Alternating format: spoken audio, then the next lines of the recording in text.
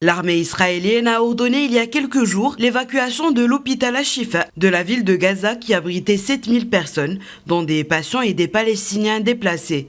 11 ambulances, 3 autocars et un véhicule à plateau ont été livrés à l'hôpital pour aider aux évacuations, déclare l'Agence des Nations Unies chargée de la coordination humanitaire. Des dizaines de patients, impossibles à déplacer, sont restés à l'intérieur avec une poignée de médecins. Alors qu'une trêve entre les forces israéliennes et les militants palestiniens est en cours, les conditions à l'hôpital ont révélé des scènes de chaos apparents. Les Juifs venaient nous voir vers 2 heures du matin. Ils nous dérangeaient, nous empêchaient de dormir et nous inquiétaient. Ils faisaient pareil à la mi-journée, entre 14 heures et 15 heures. Ils nous traitaient avec arrogance.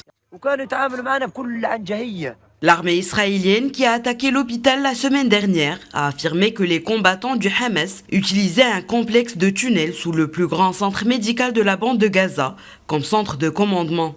Une affirmation que le Hamas et les responsables de l'hôpital ont nié à plusieurs reprises.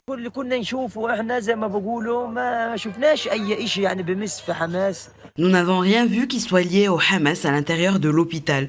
Je ne dis pas cela parce que je suis membre du Hamas ou un représentant, mais c'est ce que nous avons vu. Lorsque nous regardions par les fenêtres, les soldats allumaient les lasers sur nos visages et tiraient dans notre direction.